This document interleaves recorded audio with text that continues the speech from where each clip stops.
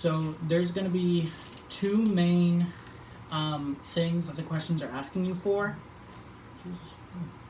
Either it's going to be about the genes or about the chi-squared test. So for the chi-squared test, you don't have to worry about this for now. I'll make a second video going over that. It's something that I forgot how to do and I don't want to have to teach myself again right now, so we're going to focus on just the genes. The chi-square problems will have a lot of genes involved. It's just certain questions also ask for a chi-squared test answer. But for the genes, I'd say that there's two main types of questions. Either it's going to be asking you about one gene or multiple genes. Like if we have a P and I tell you that there's a yellow color and a green color, that's one gene. If I ask you, or if I tell you that there is round peas and square peas and yellow peas and green peas, now that's a multiple gene question. So I've written out every question number for either if it's simple or if it has multiple genes involved. So I'm going to begin with a little bit of vocabulary, just a refresher on Mendelian inheritance. It's like the Punnett square stuff that you learned about a long time ago. So the first thing is heterozygote and homozygote. So for hetero, we have a dominant allele and we have a recessive allele. So for this example, I'm just going to use A. So we have big A and little a. For homozygous, we can either have recessive or dominant. So for dominant, that would look like big A, big A. For recessive, that would look like little a, little a. We also need to know the difference between genotype and phenotype. So what I've just shown you here, this is genotype. I'm showing you what two alleles an individual has. So this would be genotype. For phenotype, that is what we are actually going to see what the individual is going to express. So for phenotype, it would be like the example with the peas, it would be either green, round, yellow, round, square, round, or square, yellow, round, yellow. So a phenotype would be like, let's use that example I was saying. So if we say big A, little a, and big A, both of these, because they have at least one dominant allele, they're going to be, let's say, rounds, and that would be the phenotype. Let's say that square is recessive, so if we have homozygous recessive, then we are going to have square. And that would be our phenotype. That's the basics of the Punnett square that you learned. We're going to go into some vocab that you absolutely have to know for a lot of these questions. I just taught you heterozygous and homozygous, dominant and recessive, but there is also phenotypically normal. So, vocab, phenotypically normal. So all this means is that we have a heterozygote individual, or if we use the example before, we have big A, little a. We also have true breeding.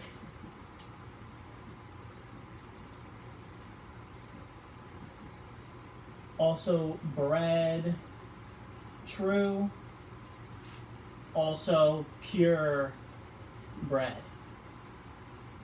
What this means is essentially anything that's not heterozygous. So this will include homozygous dominant and homozygous recessive. So this is just going to be homo. We also have test crossed. So if I told you that we had a green pea, or if I told you that we had a round pea, that could mean that we either have a heterozygous individual or a homozygous dominant, because it has at least one of the big A alleles. What we do in a test cross is we cross that individual with a homozygous recessive.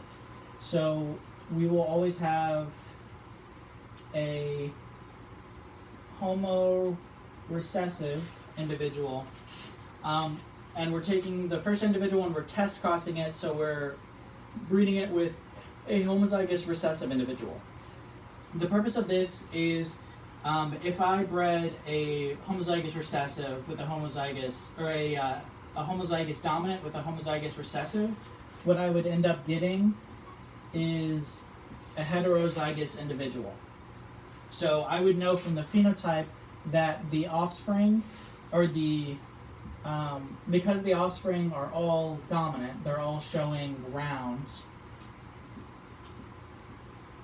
then the genotype of the parent must have been homozygous dominant.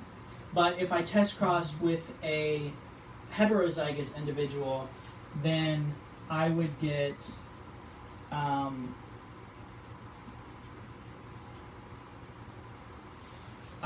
both big A and little a little a. So I would get round and square children. So then I could deduce that the parent here that's heterozygous was heterozygous, because the offspring would not just all be round. They would be round and square. Or some would be round, some would be square. Okay. We also need to define proportion, ratio, expected number, and probability. So the first one, proportion, this is where we have the colon.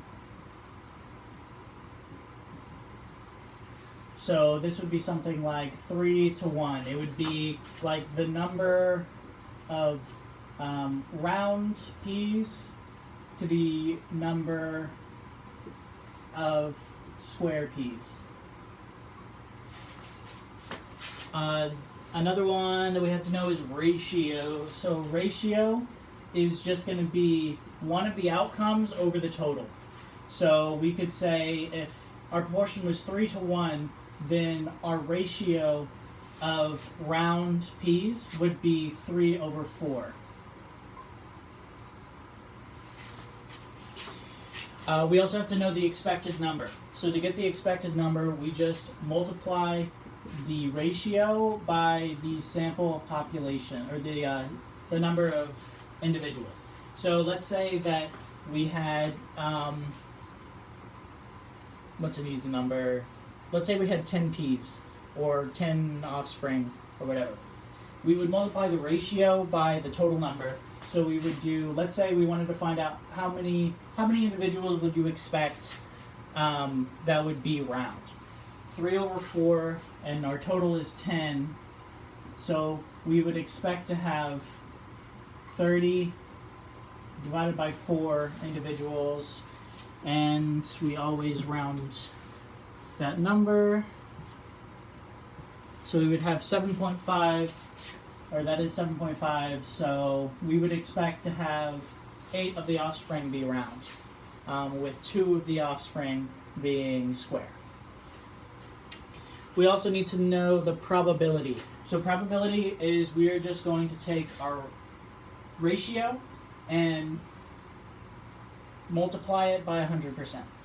So what is the probability of, instead of expected number, what is the probability of an individual offspring being round? We would do this probability. We would do 3/4 times 100%. So we would get 75%. We have a 75% chance of an individual being round. That would be probability. So probability is just going to be percent. Expected number is you're multiplying by the size to get how many you expect. Ratio is just going to be a fraction, and proportion is going to be the colon thing. We can break down the types of questions even further. We can have simple or multiple gene questions. We can also have forward, reverse, or mixed questions. So an example of a forward question is, and I'll get to the question so this will make sense once you see it, but let's say that a question would give you two heterozygote individuals. So this is going to be forward. Two heterozygous individuals, and it's asking you to give the genotypes of all of the offspring. So this would be our F1 or generation 1, and it's asking you to find the genotypes for F2. In a reverse scenario, I'm going to give you the genotypes of the offspring and ask you to give me the parents' genotypes. So I might say that we had heterozygous and homozygous recessive. What are the genotypes of the parents? That's a reverse question. A mixed question, these are the most difficult that you'll encounter. What they'll do is they will give you a mixture of information about both the parents and offspring. So they're going to do something like, the mother is round, so we know that it at least has an A allele, a dominant A allele, but we don't know if it's heterozygous or homozygous dominant. It's then going to tell you something like, the father is homozygous recessive, so it's round, or it's square, and then it's going to tell you a little bit about the progeny. It might say there's 18 round and 14 square individuals. So with this information, you have to give the genotypes of the progeny for both round and square, and you have to find out what this missing allele is for the mother. That would be a mixed question, because you're having to work forward and backward to get all your answers. That's all the information that you need to know going into the problem set. The rest is just going to be how you approach the specific problems, the process, the mental path that you take to get to your answers.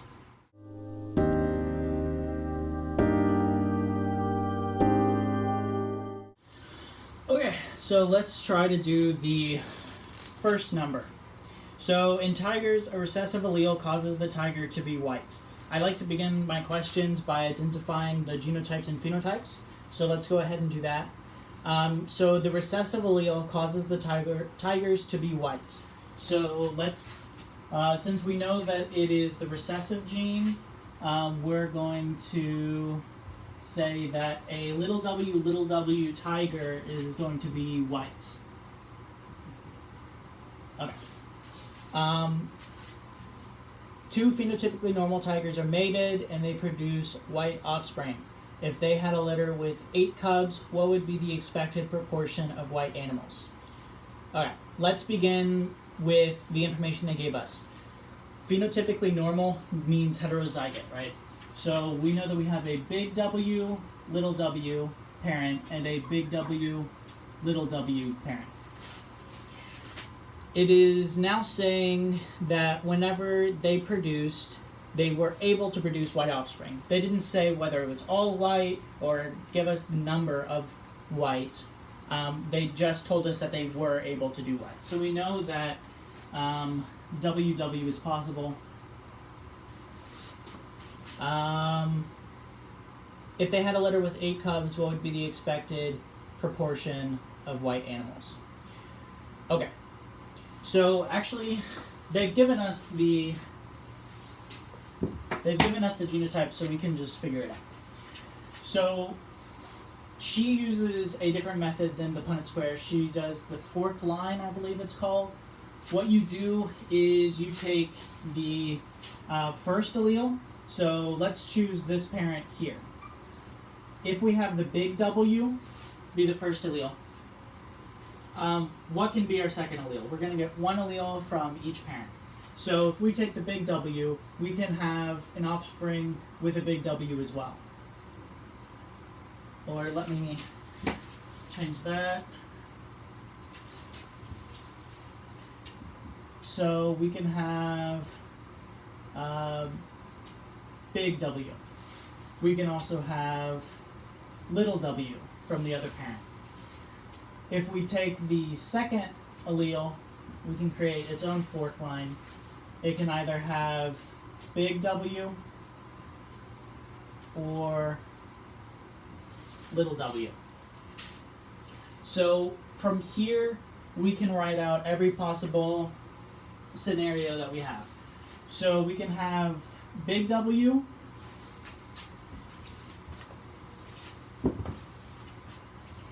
big W, big W, big W, little w, big W, or little w, little w. So these are all the possible genotypes that we can get.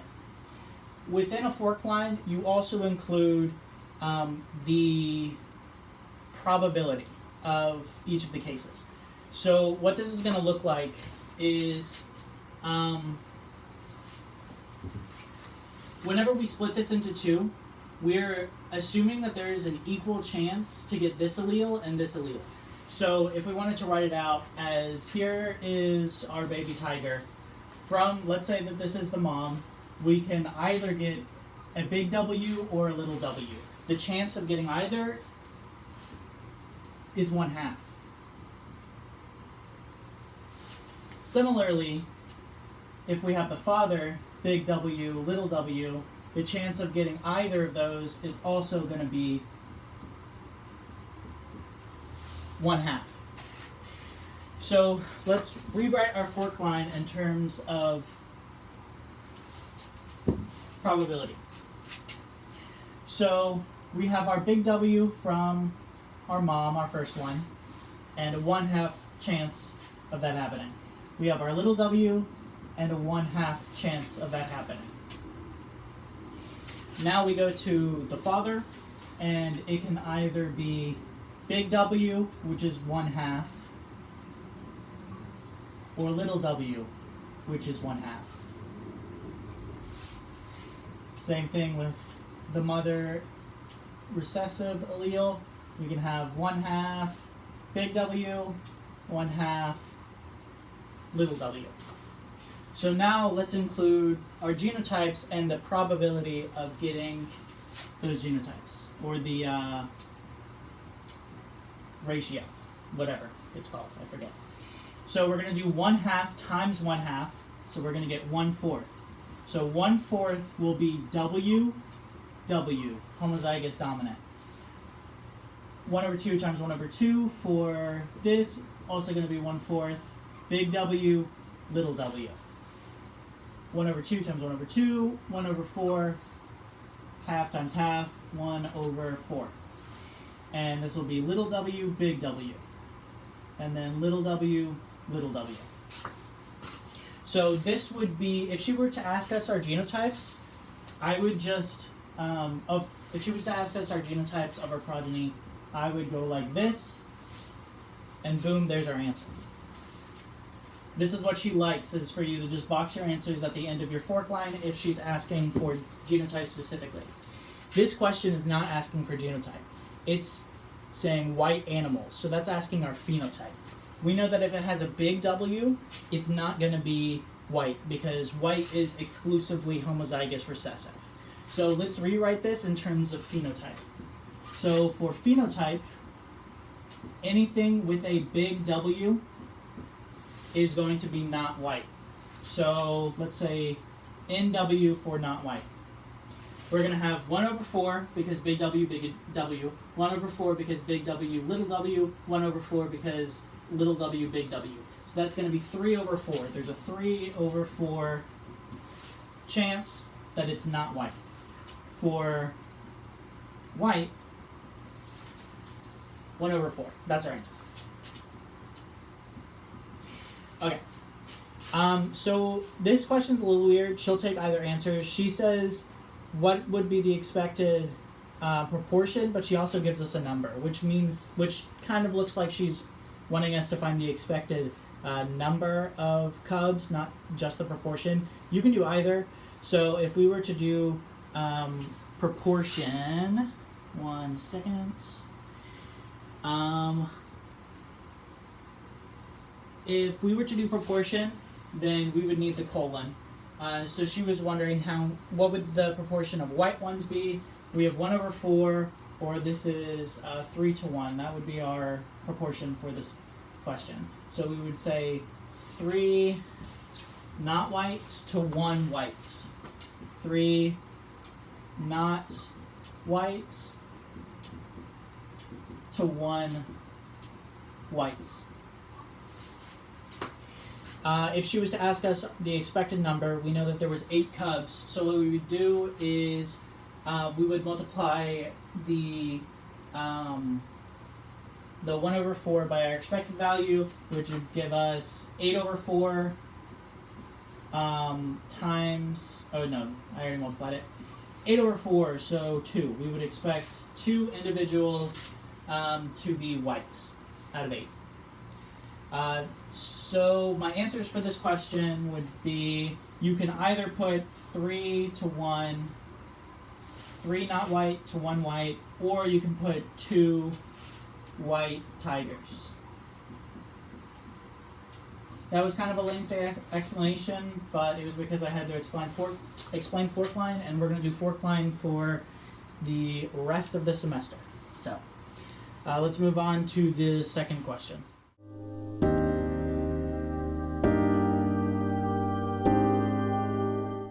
Number 2. 2 long-winged flies were mated.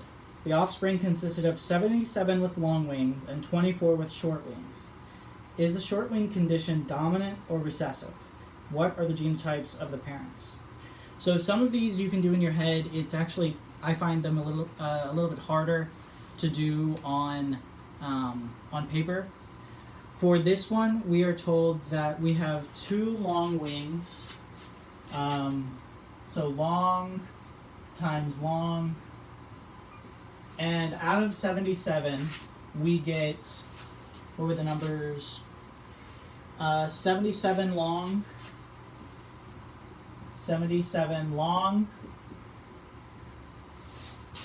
and 24 short.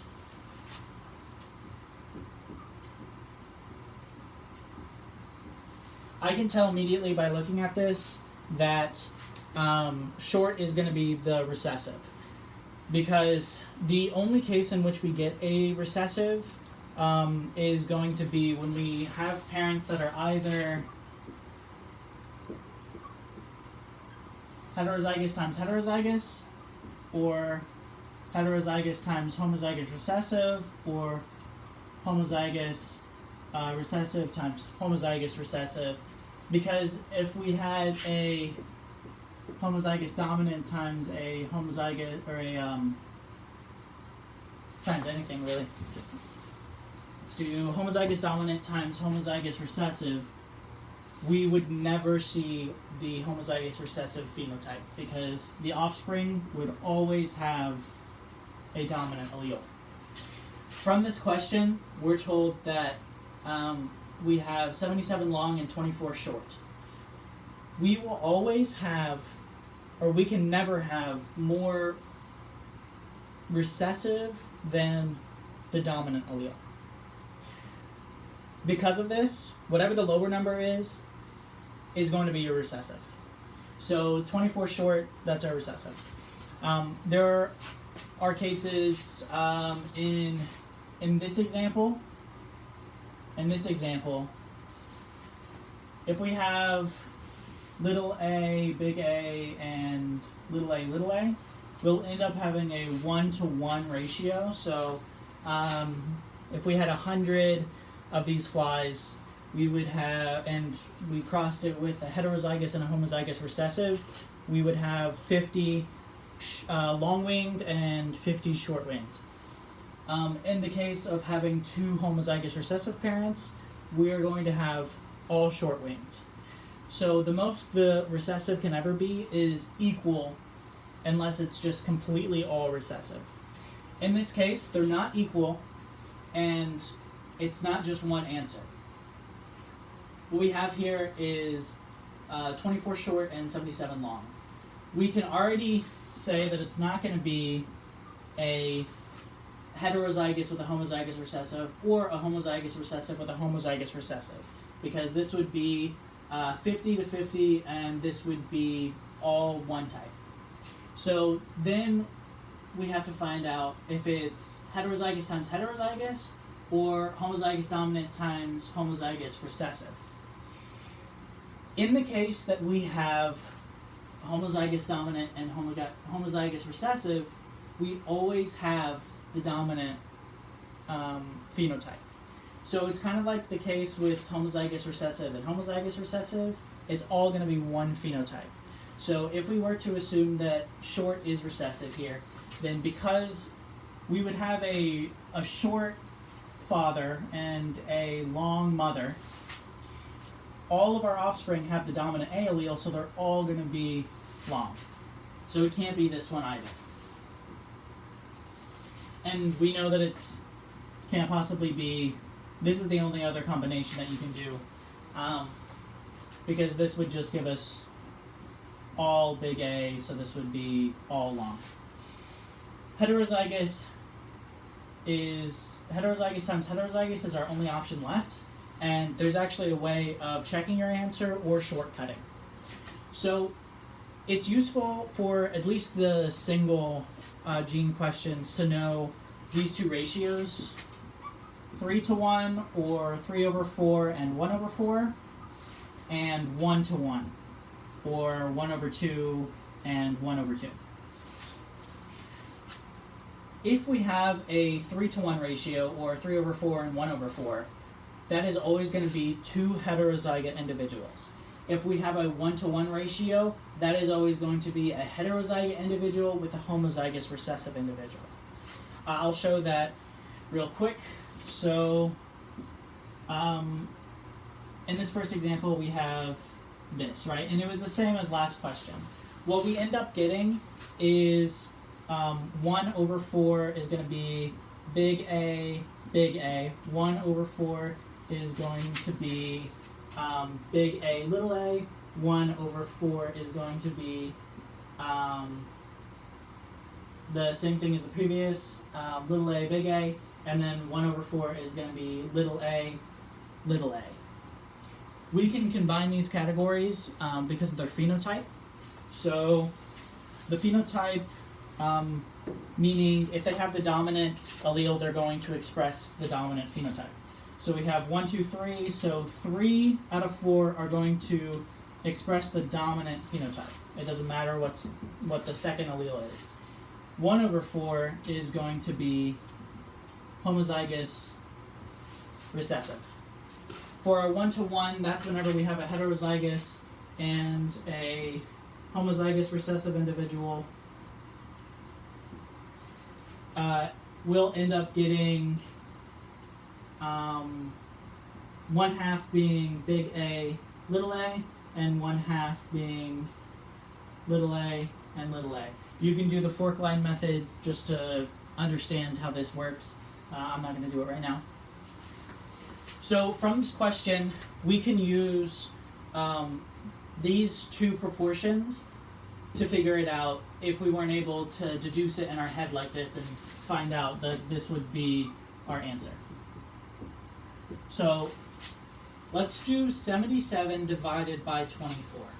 So 77 divided by 24 .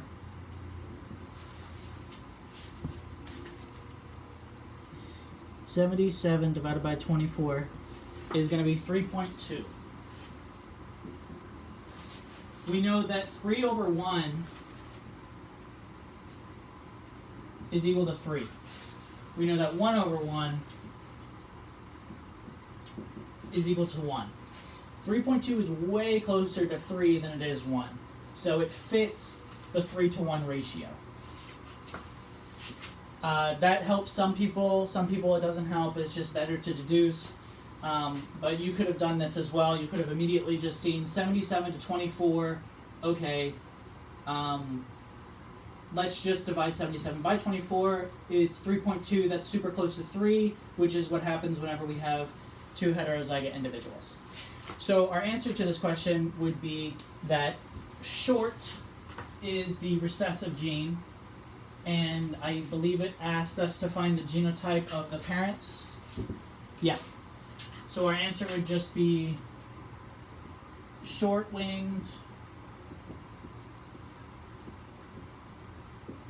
is recessive,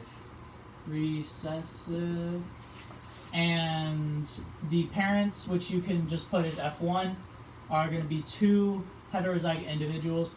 It really doesn't matter what letter you prescribe. You just have to be consistent with your use of it. So like I used WW before. You can also use AA. It really doesn't matter. If you guys want to know the typical research designation, like with how they prescribe letters, I can tell you guys that. But this is the answer to the second question.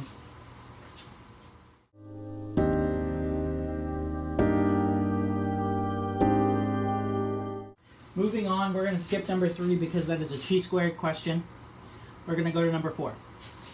Consider the trait body color in 4 beetles to be controlled by a gene exhibiting complete dominance.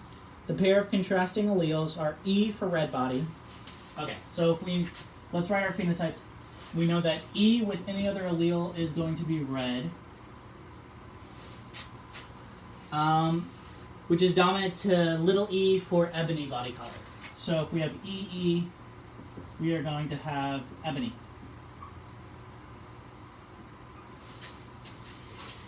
In a cross between a red-bodied female and an ebony-bodied male, 32 progeny are recovered, of which 18 are red-bodied and 14 are ebony-bodied. What are the genotypes of the parents and progeny?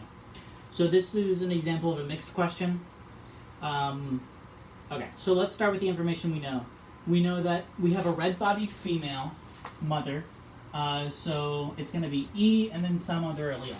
And then we have an ebony-bodied male, so we're going to have little e. In a cross between red-bodied female, 32 are recovered, and 18 are red-bodied, 14 are ebony-bodied. So we have 18 red and 14 ebony. Is that correct? Yes. Okay. So there's also multiple ways of approaching this problem, just like the last problem. We can start by how I ended the last question, which is just working with the numbers. So let's find out if this proportion is closer to 3 or 1. So let's do 18 divided by 4. 18 divided by 4 is 1.3. 18 over 14 is 1.3. 1.3 is way closer to a 1-to-1 ratio than a 3-to-1 ratio. So that kind of already tells us it's going to be homozygous recessive with a heterozygous parent. But if you want to work it out a different way, here's a different way. Let me just write that out. So close to 1. So it's going to be little e, big E times little e. We can use the deducing method that I first began the last question with. So we know that we have a red offspring. A red offspring means that we have at least one dominant allele. Ebony is going to be little e and little e. What allele could we put here, or what allele could we put here where we would still get ebony? If we decided to say, because there's two cases, we can put a dominant or a recessive allele here. If we said that we would put a dominant allele, then what would happen is 100% of our offspring would be little e and big E. They'd be heterozygous, and all of them would be red. So this can't possibly be our answer. The only other option is to do big E times little e. In this case, we would get 1 over 2 being big E, little e, and 1 over 2 being little e, little e. This matches, this is the same as that. This has to be our answer. We have a heterozygous and a homozygous recessive parent. So, for our answers, what would we write? What we could do is simply fill out the information that we left. We left these blank for now because we were just talking about phenotype. It didn't matter their genotypes. But our answer is going to be, what are their genotypes? So we can write, actually it doesn't matter for the offspring, it can be either. But for the parent it has to be recessive. Okay. Because the other parent has no dominant E alleles, this red offspring can't possibly have 2, because we get 1 from each parent. So the only possible way of getting red is by having only 1 big E. I explained that pretty poorly, but what you could have done is once you figured out the parent, you could have just done the cross and seen that the only way to get red is to have only 1 dominant allele. This would be our answer for question number 3.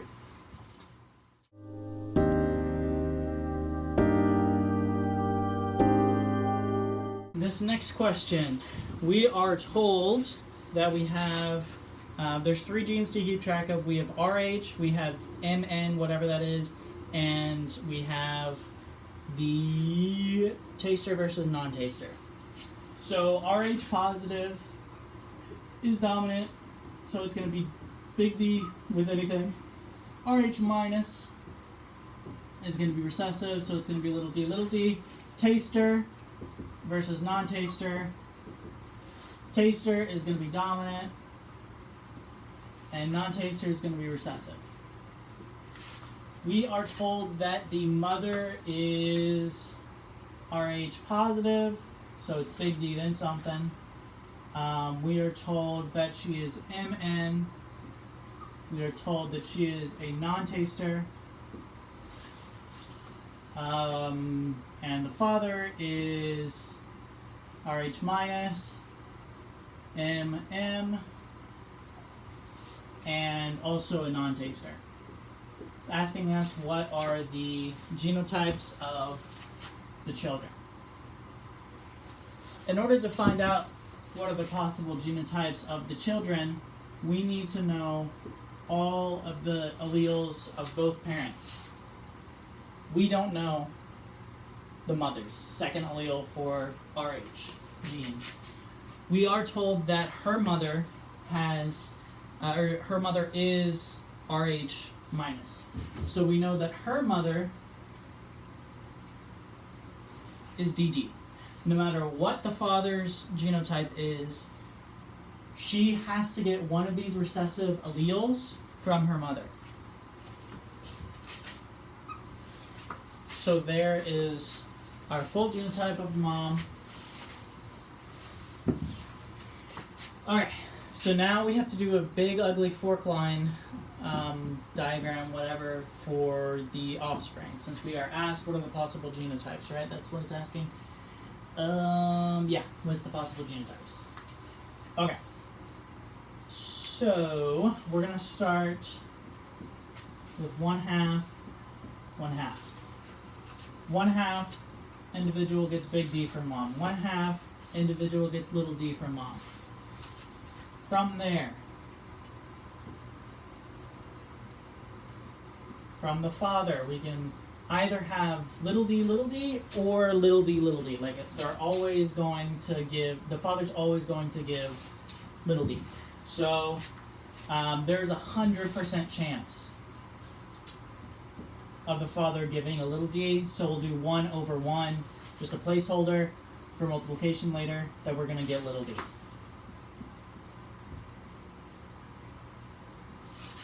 From here, we have to think about MN and M.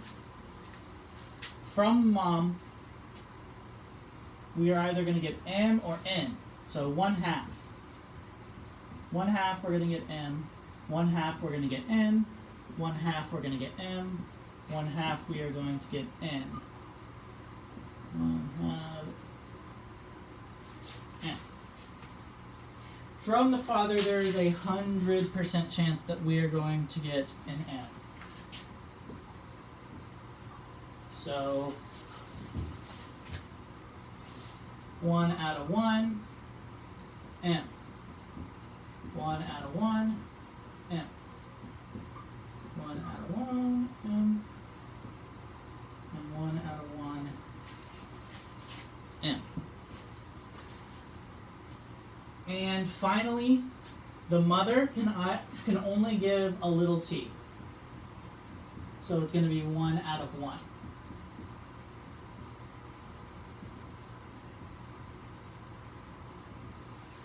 The father can only give a little t. So it's also going to be 1 out of 1. So I'm going to shorthand this a little bit rather than doing something like that. We know that the only possible scenario is that the offspring are going to be little t, little t.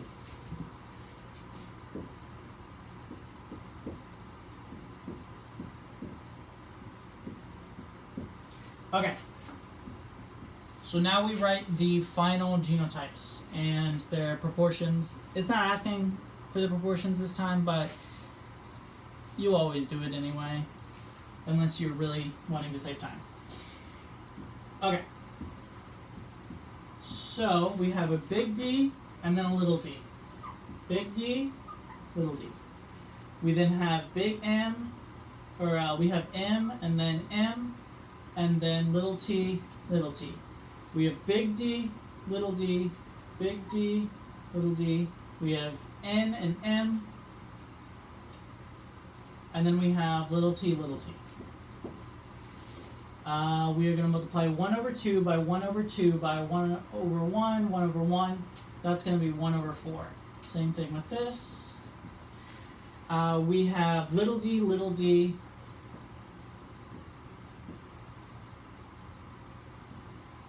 We have big M, M, M, M. And then we have little t, little t. We have little d, m, n, and little t, and then 1 over 2 times 1 over 2, 1 over 4. Same thing for this bottom one. So our final answer would be that. This right here. Okay.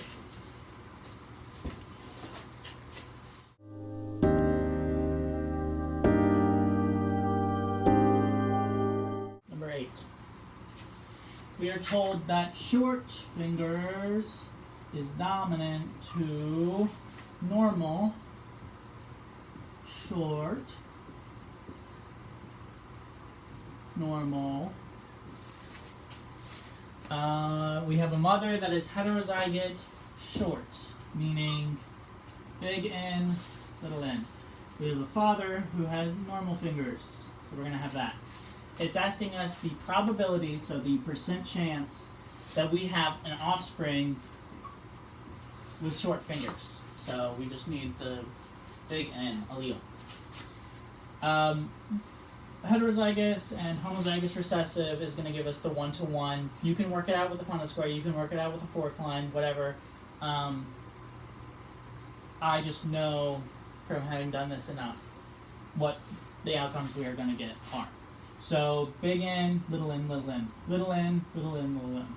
So we'll have this be half of our answers, and half of our answers would be that. So 1 over 2, we're trying to figure out the percent chance of having short fingers. That's going to be this here times, or no, this is, yeah, times 100%. 1 over 2 is 0.5 times 100%, so we have a 50% chance of an offspring having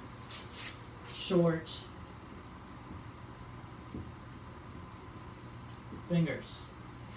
There is our answer. We love single gene questions. Okay, now, number 9.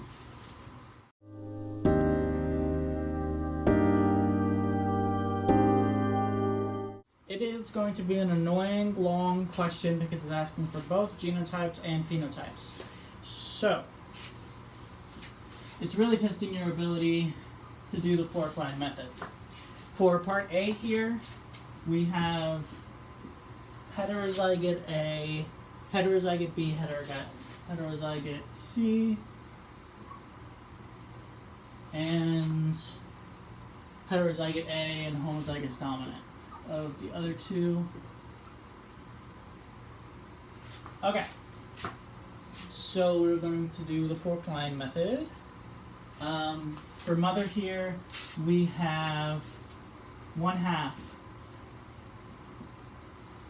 big A, 1/2 little a. From there, father, 1/2 big A, little a, 1/2 big A, 1/2 little a.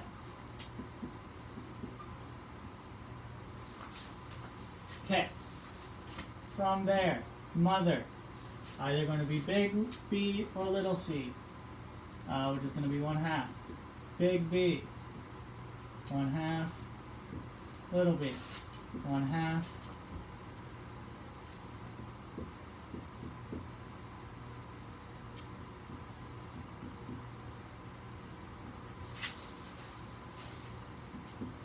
1/2 big B, 1/2 little b, 1/2 big B. What am I doing? I guess.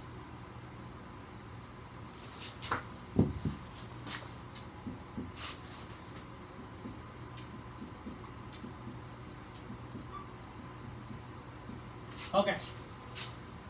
From there, father's thing, he can only give a big B. So we're going to shorthand this a little bit. We know all of these are going to have their second allele being a dominant B.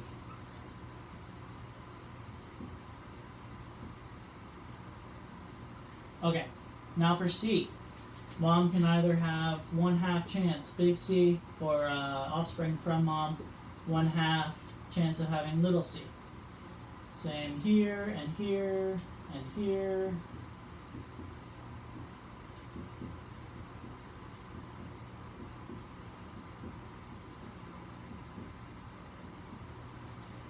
Um, 1/2 big, 1/2 little, 1/2 big, 1/2 little, 1/2 big, 1/2 little, 1/2 big, 1/2 little, big, little, big, little, little. Okay, and luckily from the father we can only get one allele, so we're going to shorthand again. Big C, big C, big C, big C, all the way down.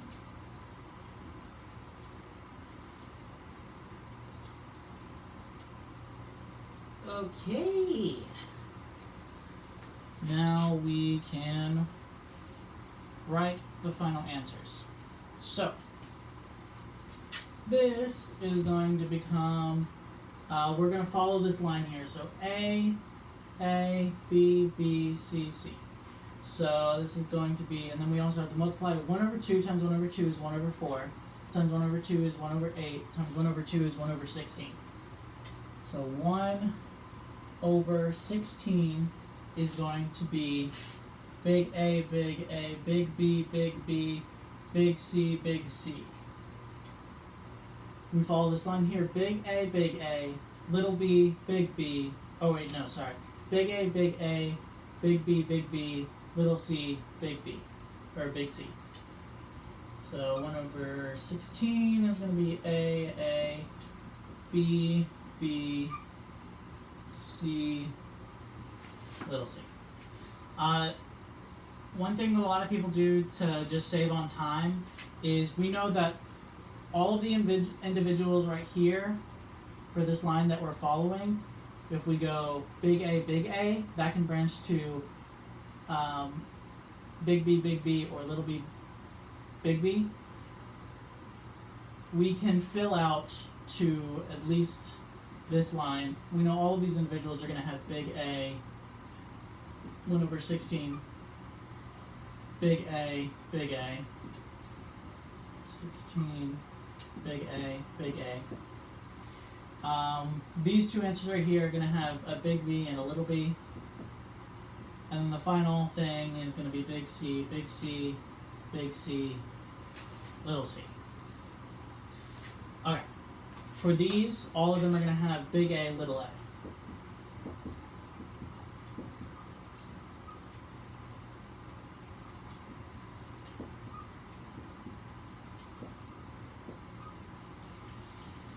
Okay. So big A, little a, big A, little a, big A, little a, big A, little a. The two up here are going to have big B, big B. So big B, big B, big B, big B. And then the C's, so big, little. The ones down here are going to have a big B and a little b. So we do the C's afterward.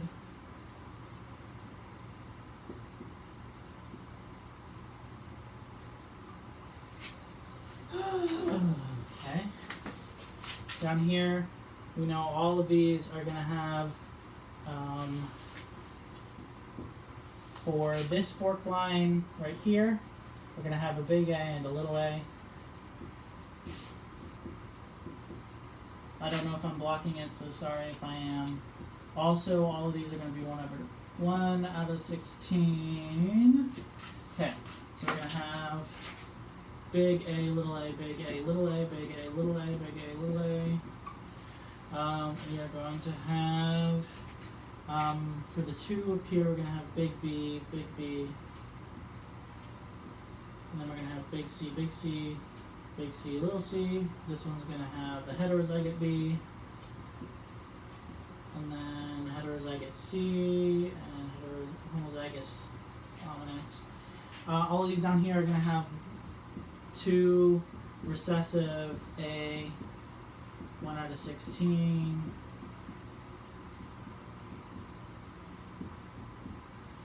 So it's going to be little a, for all of these. And then big B for 2, then heterozygote B for the bottom, and then we fill out the C's. Oh my goodness. So, she'll accept it two ways. From this bottom tree and this top tree, there are ones that we can combine. There are some of them that they're the exact same.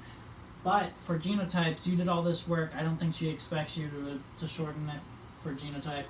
You can just go ahead and box this as your answer for genotype. It's also asking us for phenotype. So, we do have to combine them for phenotype. Whenever it's not giving us an explicit phenotype like short or long or yellow or green or something, the shorthand for a phenotype, one where it's not actually a word, you're going to do like that. You're going to do the letter and then a blank. So we're going to look at all the cases in which we have, doesn't matter, homozygous dominant or heterozygote versus the homozygous recessive. So we know that for these top four, we have big A for all of them. So for all of these, we can say we have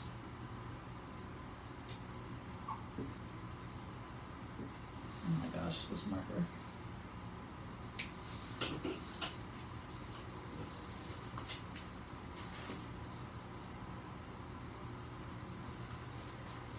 cut this out, future link. What do we do here?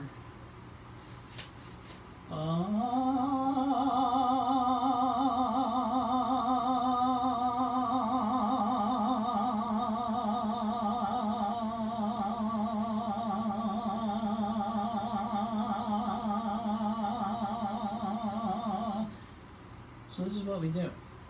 Let's look at the first gene first. So we know that no matter what happens, all of this tree begins with a big A. All of these individuals will have the phenotype of the dominant A allele.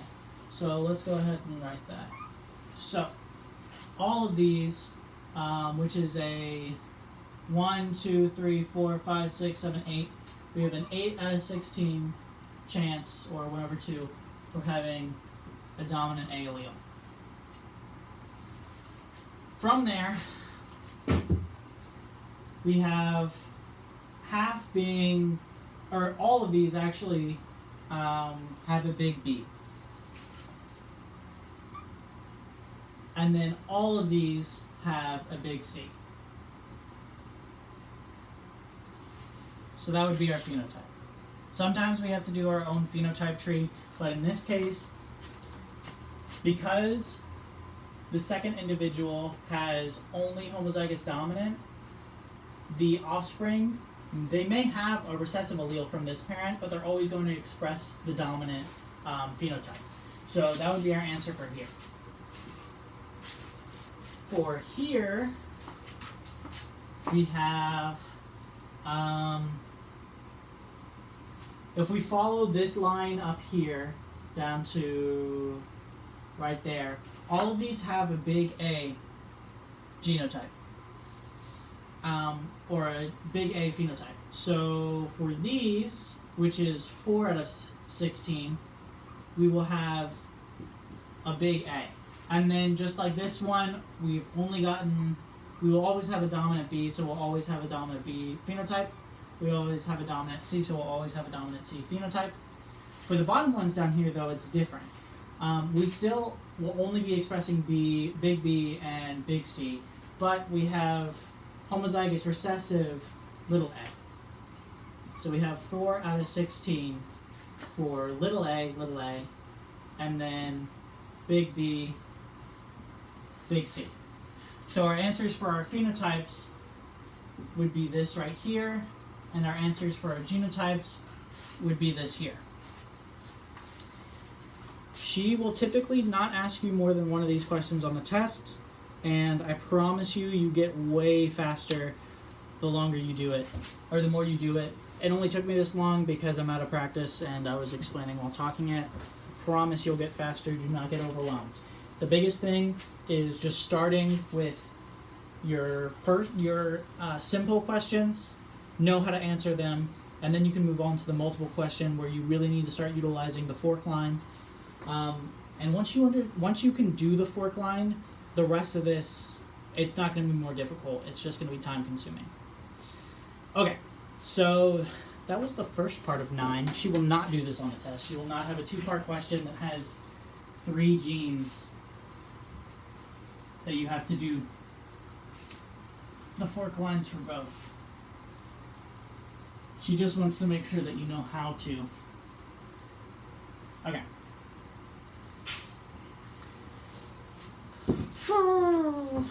Number 9, letter B. Okay. Number 9. B.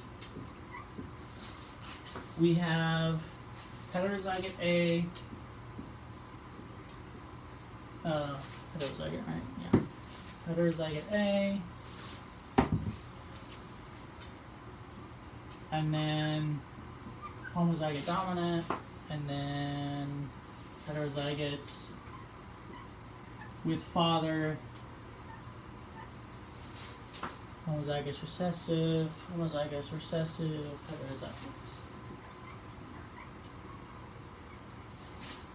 Okay.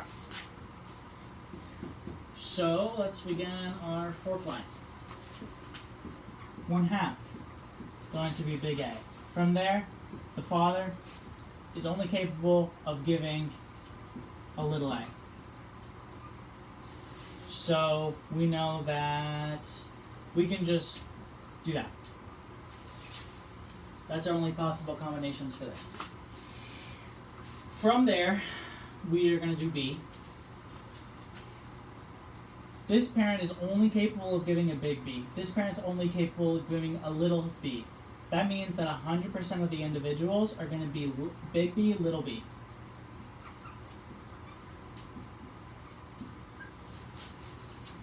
Our last one is our only one that's actually going to fork. From this first parent, we can have 1/2 be big C. From this parent, we can have 1/2 be big C. And then 1/2 be little c.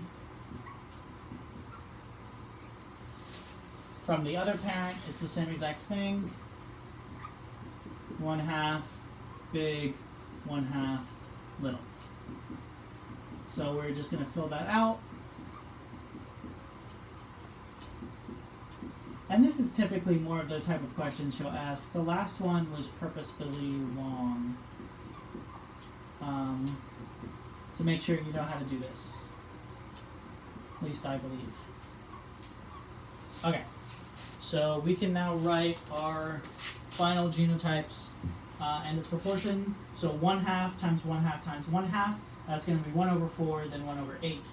So we're going to have 1/8 being homozygous A, homozygous B, and then heterozygote A, heterozygote B, homozygous dominant C. We are going to have 1/8 be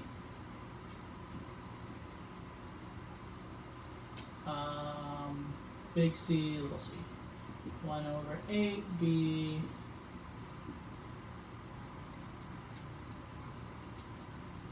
this is little c, big C, little c, big C. 1/8. And then C recessive. Okay, for this one, 1/8, little a, big B, little b, big C, big C. 1/8, big A, big B, little b, or big, small a, big B, little b. Big C, little c. 1/8.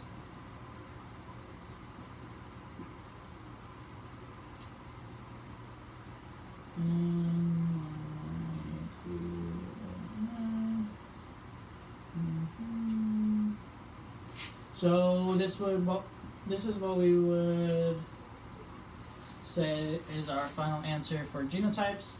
For phenotypes, all of these, so 4 out of 8, are going to be big A. All of them are going to be big B. We have only one of them that does not have a big C. So from here, we would make a little fork line where we would have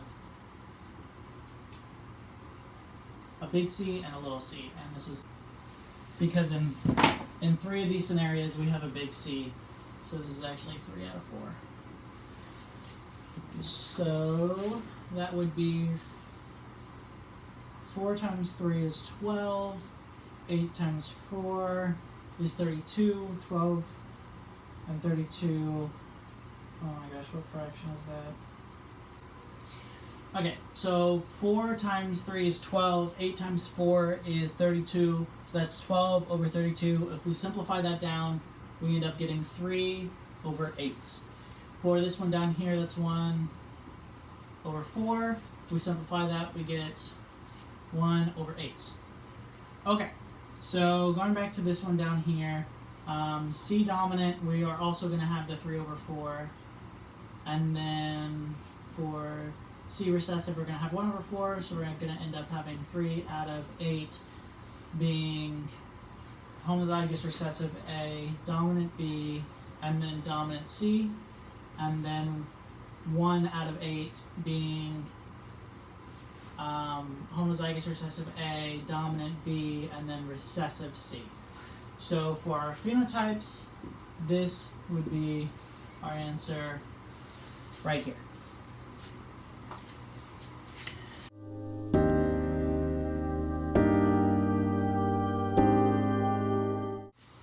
This question gave us these two genotypes for both of the parents. We are asked to find the probability of a specific genotype, so we're going to start with a simplified fourth line. We're going to start with 1, 4, 2, 4, and 1/4, right? 1/4 chance of getting 2 dominant, 2/4 chance of getting a dominant and recessive, and 1/4 chance of getting 2 recessive. Part A is only asking about what are the odds of getting that. So we can cross those out. 1/4 chance of getting big A, big A. Now what are the odds of getting big B, little b? Well, we just did it right here. We know that the odds of getting a heterozygote individual from 2 heterozygote individuals is 2/4, or 1/2 of that. And then 100% of those individuals are going to have heterozygote C, because this parent can only give a big C and this parent can only give a little c.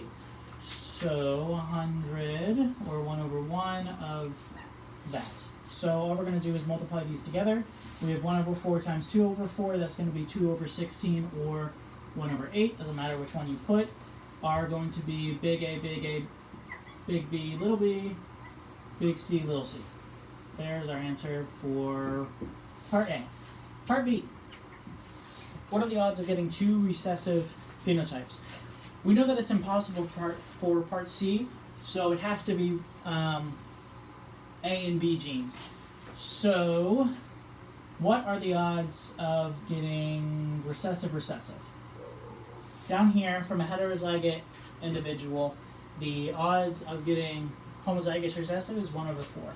So we're going to have a 1/4 chance of having AA and a 1/4 chance of having BB. And a 100% chance of having CC. So if we add those together, or multiply them, this is a 100% chance, 1/1. So that's going to be 1 out of 16 that's going to have recessive, dominant. Okay, that is our answer for part B. Part C is super hard. What are the odds of having 3 recessive phenotypes? It's impossible to have recessive C, so it's just 0. That is our answer for part C. And that is question number 10. If you struggled with following along with that question, what I would recommend is doing a full fork line method. What I did was shorthanded. I was grouping them together. But you could do a full fork line. It's just going to take a lot longer. So if you are able to sit with this for a while and understand it, that would be much preferred.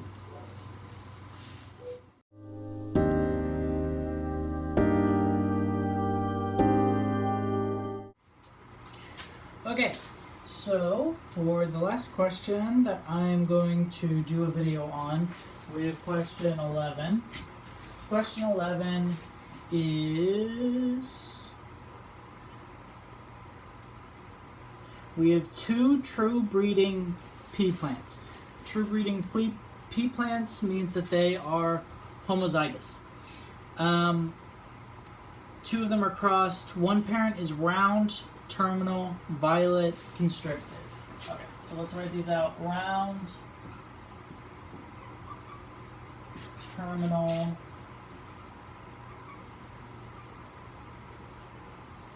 violet, and restricted. The contrasting one is wrinkled, axial, white, and full.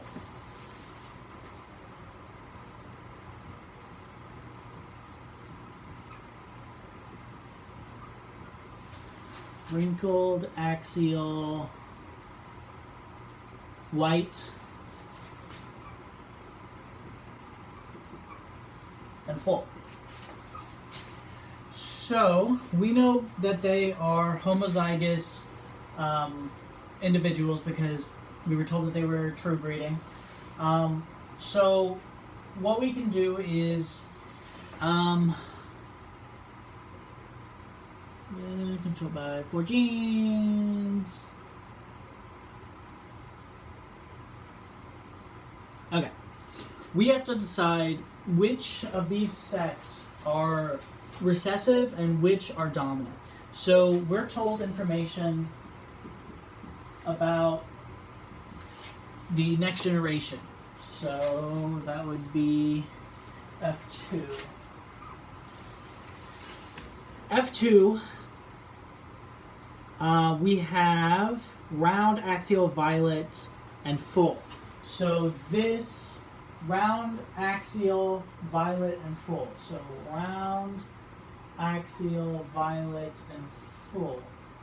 Here are our dominant traits. Okay.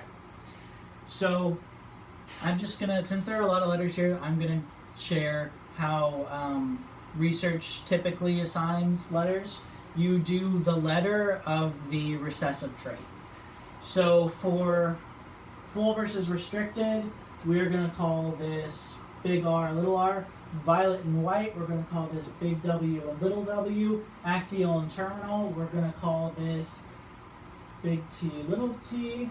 For round and wrinkled, because we have white already for W and R already for round, we'll call this, I don't know, X. There we go. Let me just double check. Restricted, white, terminal. Yeah, okay. So, let's go ahead and write out our original. Let's go ahead and write out our F1. So for our F1, we have one parent that is round, and remember this is true breeding, so it's going to be all homozygous. We have one that's round, so big X, big X. It is terminal, so little t, little t. It is violet, so big W, big W. We have restricted, so big R, big R. That's one parent. Our next one is wrinkled, so it's little x, little x. It is axial, so it's big T, big T. It is white, so it is little w, little w. It is full, so it is big R, big R. I messed up that right there. Restricted is recessive. So little r, little r. Okay. So those are our parent generation. Now, we are told in F2, all of the possible combination of these traits are expressed in ratios consistent with Medlian inheritance. Pretty much what it's saying is in our F2, we have all possible combinations. So we know that whenever we have homozygous dominant, homozygous recessive parents, the offspring are going to be heterozygous because this only has one. It only has big X's to give. This only has little X's to give. Our F2 generation, what they're going to look like is they're going to be heterozygote for every single trait. So they're going to look like that. Which phenotype appears most frequently in the F1? Okay, I see. So this isn't actually called F1 and F2. These are like our F0. Then we're told that our offspring are the heterozygote individuals. In our F2, we're told that every possible combination occurs. Now, because we're crossing two heterozygote individuals, so we'll get everything.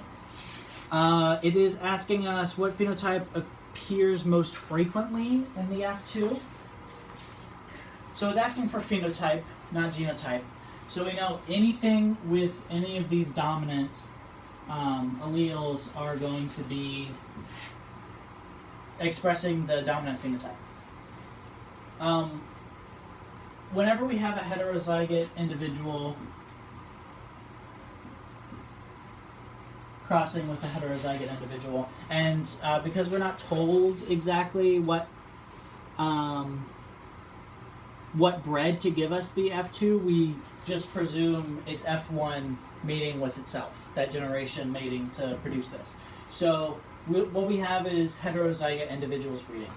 We will always have the 3/4 in this case will be the dominant, and then 1/4 is going to be recessive. This is true for every single gene. So, in the case for our wrinkled versus round, 3 out of 4 of them are going to be round. They're going to have a big X. 1 out of 4 is going to be wrinkled. They'll only have little X's. They'll have 2 little X's. Same thing for T, same thing for W, same thing for R. So what this would look like is our most dominant, let's do most. Our most would be having a 3 out of 4 chance for X blank, a 3 out of 4 chance for T blank, a 3 out of 4 chance for W blank, and a 3 out of 4 chance for R blank. This would be our most likely. So let's go ahead and multiply. This is going to be a huge number. 3 times 3 times 3 times 3. We have 81.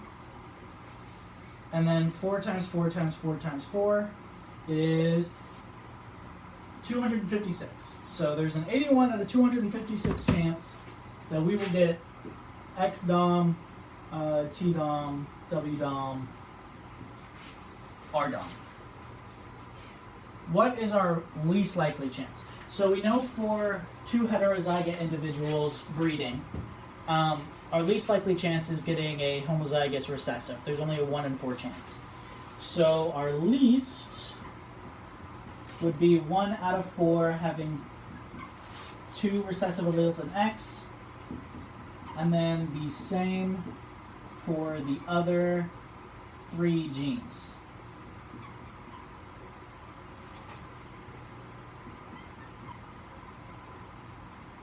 Okay. So 1 times 1 times 1 times 1 is going to give us 1. 4 to the power of 4 is going to give us 256.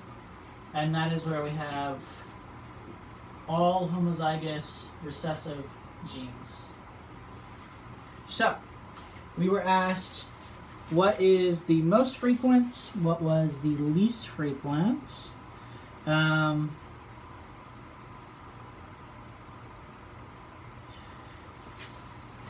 So our most frequent, least frequent, and we were asked to write the mathematical expression that predicts the frequencies of occurrence of these genotypes. That's just going to be this number here. So that is our answer. That is all I'm going to go over. That's question 11 out of, I think, 20. Everything else, there are some vocab that you might have questions about, or specifically how things are phrased. But I think from this last part, just knowing how to deal with generations, that is the last thing that you need to know, and I think you'll be able to do the rest by yourself. The only other thing is self-pollinating was talked about, and that's where a generation may have offspring, and then that offspring will make babies with the generation it came from. I believe that is what it is. You can check the answer key to make sure that that's correct. If you want me to give you the question numbers for simple versus multiple genes, and if you want me to give you the questions that are chi-squared test questions, I can do that. I'll do the chi-squared test video some other time. It's not too bad. It's just a little weird at first. If you have any questions, just ask one of the peer mentors. And I wish you luck studying.